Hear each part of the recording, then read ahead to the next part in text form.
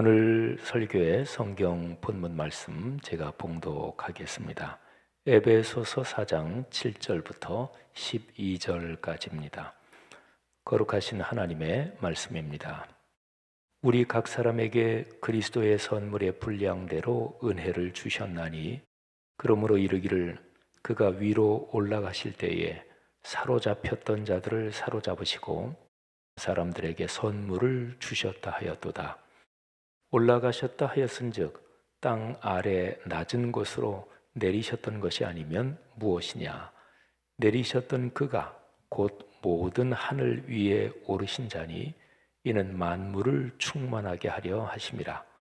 그가 어떤 사람은 사도로, 어떤 사람은 선지자로, 어떤 사람은 복음 전하는 자로, 어떤 사람은 목사와 교사로 삼으셨으니 이는 성도를 온전하게 하여 봉사의 일을 하게 하며 그리스도의 몸을 세우려 하심이라. 아멘. 오늘 우리 교회에서는 추대 및 임직식이 진행됩니다. 오늘 오후 3시에 예식을 갖지요.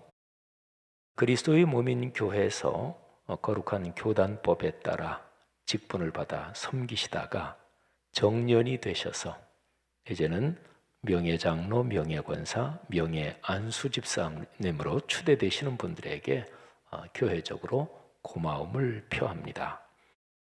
그리고 이제 장로와 권사와 안수집사로 직분을 받아 섬기실 분들을 격려하며 세웁니다. 우리 교회가 추대하는 44분, 그리고 임직하는 72분, 그리고 이 모든 분들의 가족들에게 또 우리 교회 공동체 전체에 주님께서 주시는 복이 넉넉하기를 주의 이름으로 축복합니다.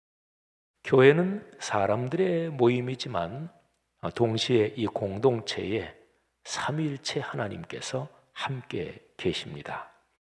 교회는 사람이라는 존재의 한계 때문에 불완전하고 약하지만 거룩한 영으로 임재하고 현존에 계시는 하나님 때문에 거룩하고 존귀합니다. 교회는 역사 속을 걸어가는 눈에 보이는 집단, 사회적인 모임이지요. 하지만 동시에 영원한 하나님의 나라를 향해서 복음의 말씀을 전하는 영적인 공동체입니다. 교회가 무엇인지를 알고 그 교회의 직분이 얼마나 귀한 것임을 깨닫는 것이 모든 직분자들의 가장 기본적인 복입니다. 대개 교회에 덕이 안 되는 사람들, 그러니까 자기 고집을 피우고 또 자기랑 친한 사람들끼리 그렇게 편을 짜고 또 자기 생각이 다 맞다, 이런 식으로 교회에 덕이 안 되는 사람들의 공통적인 특징은 교회가 무엇인지를 모르기 때문에 그러는 것입니다. 그러니까 교회의 인간적인 측면, 가시적인 측면만 알지 영적인 측면, 하나님께서 임재해 계신다, 이거를 모르니까 교회 안에서 방자하게 굴고 그리고 자기의 고집을 피우는 거지요. 교회가 무엇인지를 알고 그리고 그 교회를 섬기는 것이 모든 직분자의 가장 기본적인 복의 토대입니다. 오늘 설교에서 에베소서 4장의 말씀을 통해서 교회 공동체의 직분이 무엇인지를 함께 묵상하겠습니다. 오늘 제 설교 본문 바로 전에 에베소서 4장 1절부터 그리고 6절까지에 보면 사도 바울은 교회의 본질에서 아주 중요한 점을 말씀하고 계십니다. 성령이 임재하셔서, 그러니까 성령님께서 그리스도인들을 평화의 띠로 묶어서 하나의 신앙 공동체가 되게 하셨습니다. 그리스도인은 이 하나됨을 지켜나가는 사람들입니다. 이런 토대 위에서 오늘 설교 본문인 7절 이하의 가르침이 이어집니다. 그러니까 에베소서 4장, 여기는 교회에 대한 아주 중요한 가르침이고 에베소서 전체가 교회에 대한 참 감격스러운 가르침을 담고 있습니다. 자, 7절 이하의 말씀. 교회 안의 모든 직분은 한 분이신 주님 예수 그리스도께서 주셨다. 이런 내용이 축입니다. 그 주님은 사람의 몸을 입고 세상에 오신 분입니다. 십자가에 달려 죽음을 당한 후 부활하심으로써 사람들의 죄를 해결하셨고 그리고 하늘로 오르신 분입니다. 자, 에베소서 4장 7, 8, 9절 세 절 말씀에 귀를 기울여 보십시오. 우리 각 사람에게 그리스도의 선물의 분량대로 은혜를 주셨나니 그러므로 이르기를, 여기 그러므로 이르기를, 이거는 구약 성경을 인용한다, 이제 그런 얘기예요. 그러므로 이르기를, 그가 그리스도 예수께서 위로 올라가실 때에 사로잡혔던 자들을 사로잡으시고 사람들에게 선물을 주셨다 하였도다. 올라가셨다 하였은즉 땅 아래 낮은 곳으로 내리셨던 것이 아니면 무엇이냐. 자, 이 세 절 내용을 좀 설명해 드리겠습니다. 그리스도께서 그리스도인 각 사람에게 나름의 삶에 맞게 분량대로 은혜를 주셨습니다. 이것이 직분입니다. 그리스도 예수님께서 각 사람에게 주신 직분은 승리의 개선 장군이 사람들에게 선물을 나누어 주는 것과 같습니다. 예수 그리스도는 이 세상에서 사람의 몸을 입고 사역하시면서 죄악의 세력을 꺾으시고 최종적으로 승리하셨습니다. 마치 비유하자면 그분은 승리의 개선 장군으로서 하늘로 오르셨습니다. 그런데 이 7, 8, 9 세 절 내용 중에서 8절은 아까 잠깐 말씀드린 대로 구약 성경을 인용한 거예요. 그 구약 성경 구절이 시편 68편 18절입니다. 그러니까 시편 68편 18절 그리고 에베소서 4장 8절, 이거는 이제 인용한 구절로서 짜게 되는 거죠. 그런데 이 구절이 조금 달라요. 한번 어떻게 다른지 보시기 바랍니다. 자, 두 구절. 시편 68편 18절을 제가 먼저 읽어드립니다. 주께서 높은 곳으로 오르시며 사로잡은 자들을 취하시고 선물들을 사람들에게서 받으시며 반역자들로부터도 받으시니 여호와 하나님이 그들과 함께 계시기 때문이로다. 아멘. 그 다음에 에베소서 4장 8절. 그러므로 이르기를 그가 위로 올라가실 때에 사로잡혔던 자들을 사로잡으시고 사람들에게 선물을 주셨다 하였도다. 자, 보십시오. 시편의 말씀은 개선 장군이 포로들을 끌고 또 전쟁에서 얻은 전리품들을 수레에 잔뜩 싣고 행진하는 모습을 묘사하고 있습니다. 로마 시대에 바울 사도가 살고 있던, 또 우리 교회가 출발된 그 시절이 로마 제국이 통치하던 시대잖아요. 그때 개선 장군은 하얀 말, 백마를 타고 쭉 앞에서 가고 뒤에서 장군들과 군사들이 가고, 그리고 그 뒤에 포로로 잡힌 사람들, 그리고 전리품들, 이렇게 행진이 쭉 이어집니다. 바로 이런 모습을 묘사하고 있는 거죠. 그리고 시편 말씀은 하나님께서 전쟁을 이기게 하셨다, 이렇게 말씀하고 있습니다. 시편의 말씀에 높은 곳으로 오르시며 이런 표현이 있는데, 이 표현은 개선 장군이 쭉 행진하고 나서 좀 이렇게 높게 만든 단이 있고, 그리고 그 단 위에 올라가서 군중을 바라보며 연설하고 또 박수가채를 받는, 바로 그렇게 만들어 놓은 높은 단을 말하지요. 자, 이게 시편의 말씀입니다. 에베소서의 기록은 사도 바울이 그 시편 구절을 깊이 묵상하면서 성령의 감동으로 깨달은 것입니다. 바울은 랍비였습니다. 율법학자였어요. 당시의 율법학자는, 또 율법학자 정도가 아니더라도 경건한 유대인들은 구약의 시편은 그냥 거의 다 암송하고 있다, 이렇게 생각하면 됩니다. 신명기도 마찬가지고 구약 성경의 중요한 부분들은. 우리 교회가 지난 8월 달에 시편 읽기 30일 챌린지를 했죠. 시편 150편을 한 달 동안 다 읽었습니다. 저는 그때에 성도님들을 어떻게 섬길까 생각하다가 하루에 5장씩 읽는데 제가 그거를 제 음성으로 녹음을 해서 성도님들에게 매일매일 보내드렸죠. 근데 그렇게 낭송하면서 제가 참 큰 은혜를 받았어요. 30수년을 목회하고 또 제가 신학 중에서 역사 신학 교회사가 제 전공인데 2000년 교회사에서 시편이 얼마나 중요한 역할을 하고 있다, 이거를 제가 교회 역사적인 측면에서 잘 알지요. 근데 제가 직접 그렇게 낭송하고 녹음하면서 제가 실감을 했어요. 시편이 이렇게 중요한 책이고 시편을 낭송할 때 얻는 유익이 이런 큰 복이구나 하는 것을 제가 깨달았습니다. 아무튼요, 바울은 시편은 그냥 다 암송하고 있었다고 보면 돼요. 근데 바울이 시편의 그 구절을 묵상하면서 깨달았어요.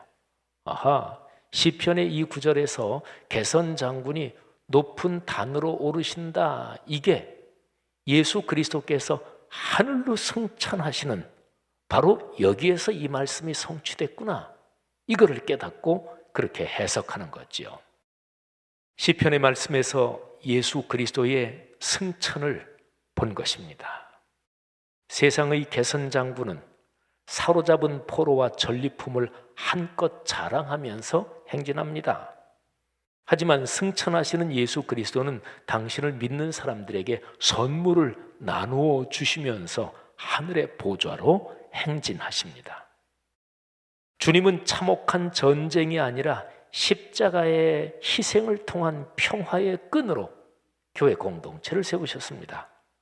세상의 개선 장군은 칼과 그리고 무력으로 사람들을 죽이고 어떨 때는 잔혹하게 한 민족을 말살시키고 그렇게 해서 승리해서 개선 행진을 하잖아요.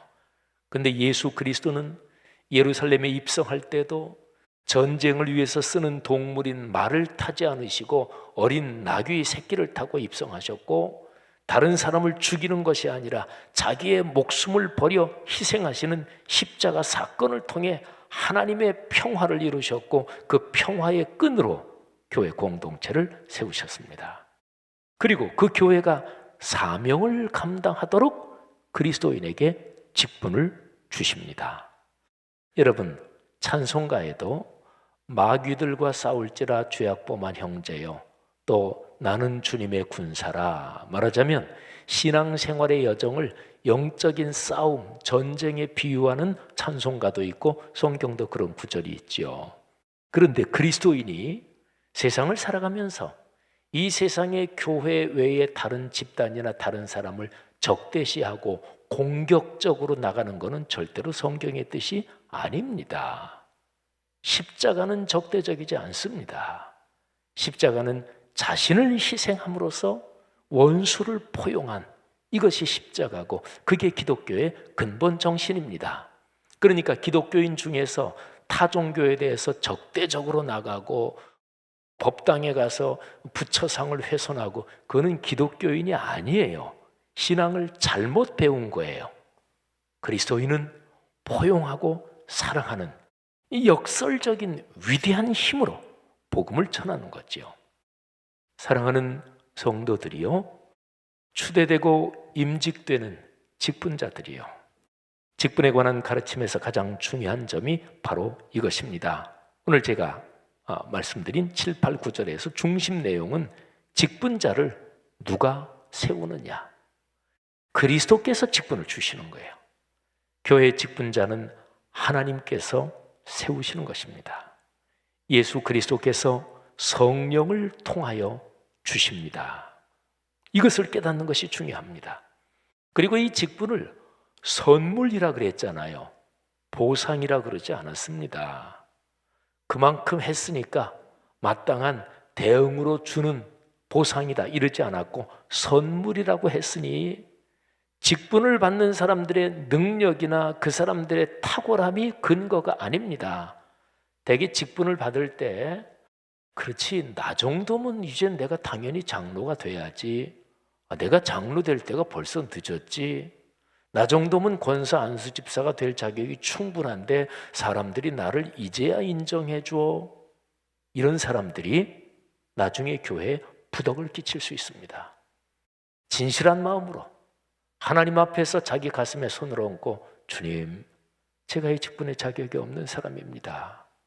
그런데 직분을 맡겨주시니 주님, 주님의 은혜로 감당할 수밖에 없사오니 제게 힘을 주시고, 이렇게 기도하는 분이 하나님의 직분을 잘 감당하는 거죠.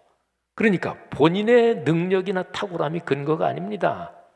주님의 은혜입니다. 주님께서 임명하십니다. 직분을 받는 모든 분들이 이 점을 기억하고 감사와 감격으로 직분을 받으시기를 바랍니다.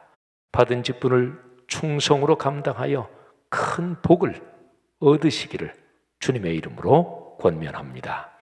오늘 추대되는 분들에게 주님께서 그동안의 섬김과 헌신, 그 수고에 큰 칭찬과 상급을 주셨고 또 앞으로도 주실 것입니다. 직분 받아 쭉 만 70이 될 때까지 봉사하시는 분들이 이미 받은 상급 중에서 아주 중요한 것이 있습니다. 직분자로서 교회 공동체와 주님의 일을 섬길 수 있었던 것 자체가 상이요 복입니다. 그리고 이제 만 70이 되셔서 직분 앞에 명예라는 이제 수식어가 붙는 거죠.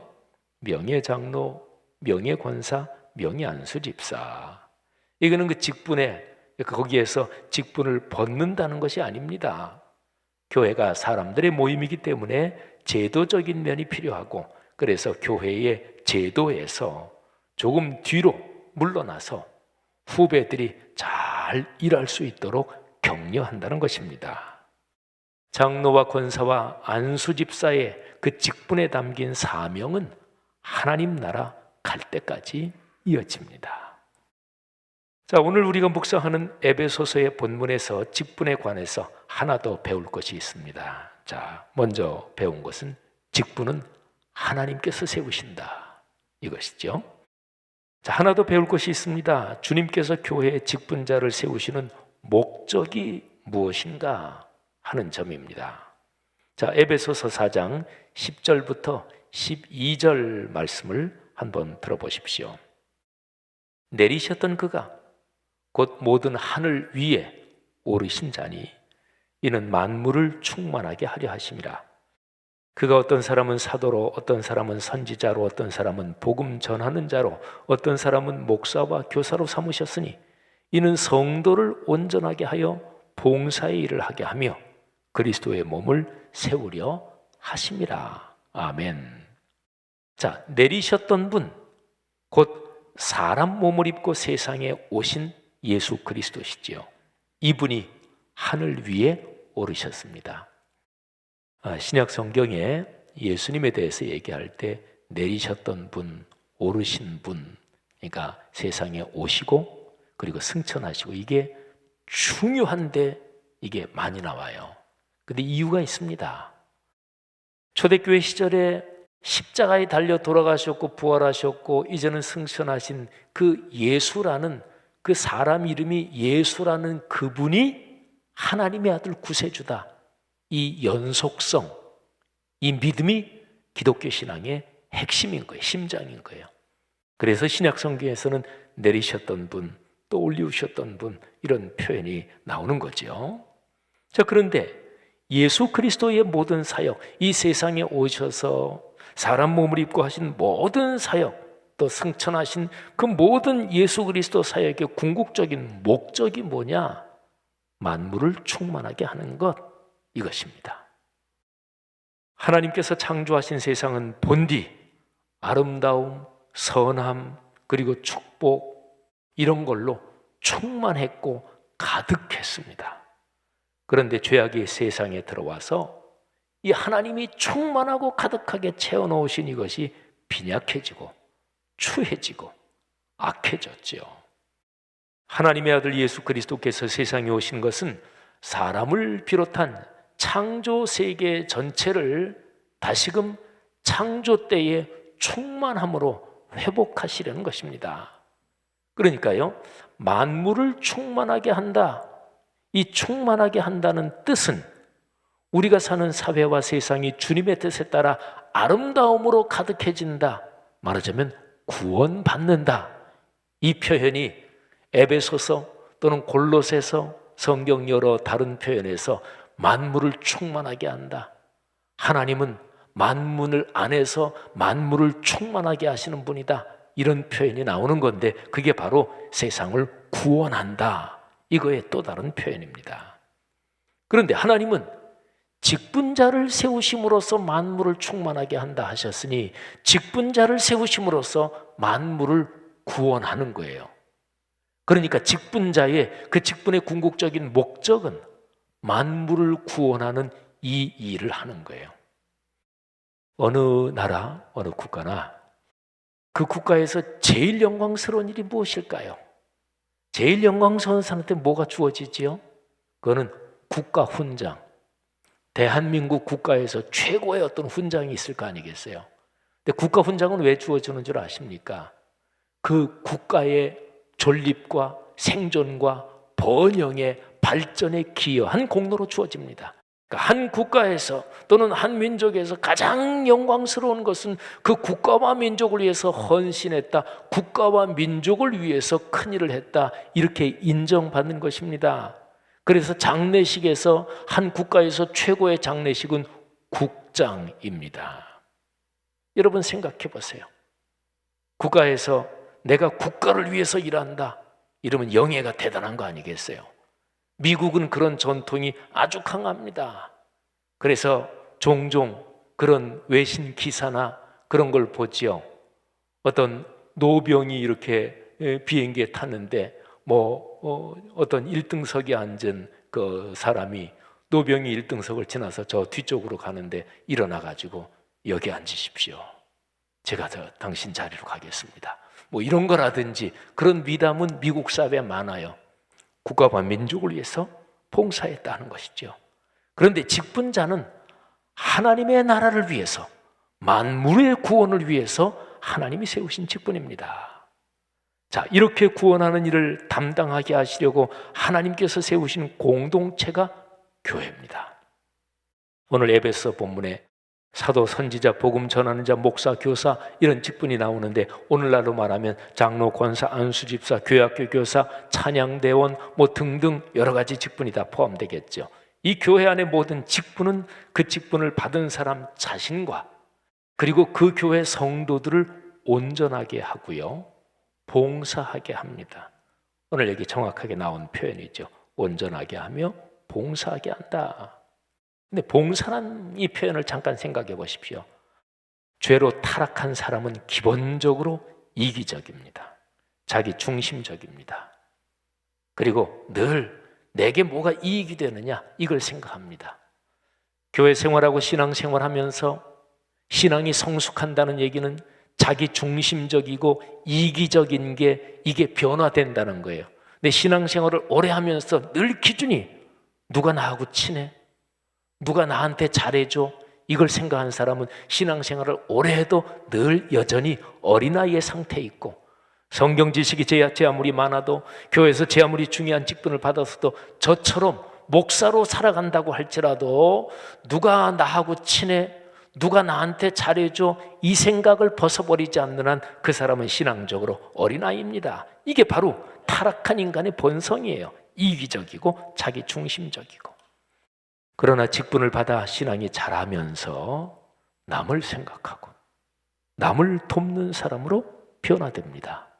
이게 바로 에베소서 오늘 본문에 나오는 봉사의 일입니다. 봉사가 헬라어로 디아코니아인데 이것은 십자가 사건에서 자신을 희생하신 예수 그리스도의 섬김을 가리킵니다.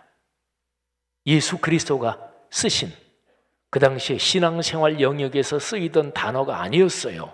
그 당시에 그냥 일반 사회에서 종이, 노예가 주인이 식사할 때 식사 서빙을 하는, 식사를 시중 드는 그 일을 표현하는 말이 디아코니아였어요. 근데 예수 그리스도께서 일반 그 영역에서 쓰이던 그 단어를 콕 집어서 내가 섬기는 자로 왔다.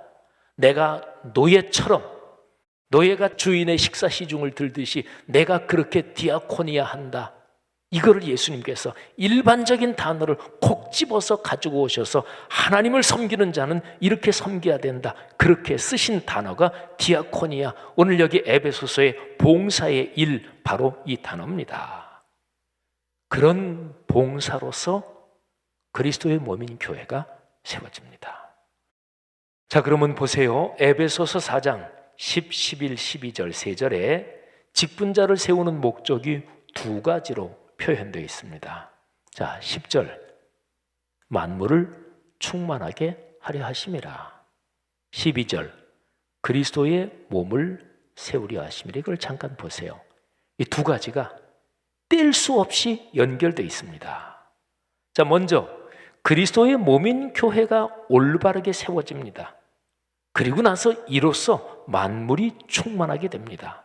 사회와 세상이 아름다워지고 예수님께서 주기도문에서 가르쳐 주신 대로 아버지의 뜻이 하늘에서 이루어진 것처럼 이 땅에서도 이루어지게 하나님의 나라가 이 땅에 임하도록 바로 그것을 중개하고 매개하고 그 통로, 축복의 통로 역할을 하는 게 교회 공동체라는 말이죠. 요한복음 17장에 예수님의 간절한 기도가 담겨 있습니다. 근데 이 기도에서 예수님은 당신이 세상을 떠나신 후에, 그러니까 승천하신 후에 사역을 담당할 교회를 위해서 간절히 기도하십니다. 그 기도에 나타난 교회의 모습은 어떤 모습인가요? 진리의 말씀으로 영생을 얻고 거룩하게 되면서 세상을 변화시키는 공동체입니다. 그러니까 먼저 교회가 말씀으로 거룩해지고 다음에 그 힘으로 사회와 세상을 구원합니다. 만물을 충만케 한다는 얘기죠. 우리 교회의 비전 문장에 담긴 뜻이 정확하게 이겁니다. 하나님 말씀의 거룩한 리더십으로 그리스도인의 삶과 그리스도인의 삶, 여기는 교회 사역에 담겨 있는 거죠. 그리스도인의 삶과 그리고 세계를 변화시킨다. 아멘. 교회 사역이 결코 찻잔 속의 태풍이 아닙니다. 교회 사역이 그들만의 리그가 결코 아닙니다. 교회는 세상 속에서 외따로 떨어진 섬이 아닙니다. 교회는 거룩한 말씀을 붙잡고 세상 한가운데 우뚝 서 있는 구원의 등대입니다. 그리스도인은 거룩한 말씀으로 존재하는 세상의 소금과 빛입니다. 말씀과 기도로 거룩해지면서야 교회는 교회답고 그리스도인은 그리스도인다울 수 있는 것이지요. 사랑하는 직분자 여러분들이요, 여러분들은 그리스도 예수께서 세우신 또 세우시는 사람들입니다. 주님의 축복이 여러분과 여러분의 가정, 가문에 함께 하십니다. 사랑하는 말씀 삶 공동체의 성도들이요, 주님께서 여러분 모두를 거룩한 말씀으로 늘 새롭게 하십니다. 공예배의 자리에 모일 때마다 주님의 말씀을 겸허히 들으시기를 바랍니다. 개인적인 말씀 묵상의 자리에서 주님의 가르침을 사모하며 주의 음성에 귀를 기울이시기를 바랍니다. 그렇게 해서 듣고 깨달은 말씀을 붙잡고 그 말씀에 따라 살게 해달라고 기도하십시오. 교회는 주님의 말씀과 그 말씀에 응답하는 신앙 고백의 반석 위에 세워졌습니다. 교회에서는 생명의 말씀이 늘 샘처럼 솟아나와 성도들이 이 생명수를 마시며 삶을 이어가며 주의 말씀을 전합니다. 그리스도인은 세상의 헛된 영광을 쫓지 않습니다. 주의 자녀가 받을 복을 누리며 영원한 나라를 기다립니다. 교회가 지옥과 사망의 권세를 이기며 세상을 구원합니다. 이 확신이 여러분 모두에게 가득하기를 주의 이름으로 축복합니다. 오늘은 우리 교회 공동체의 큰 축복의 날입니다. 말씀 삶 공동체의 가족 모두가 큰 복을 받는 날입니다. 여러분 모두를 사랑하고 축복합니다. 고맙습니다.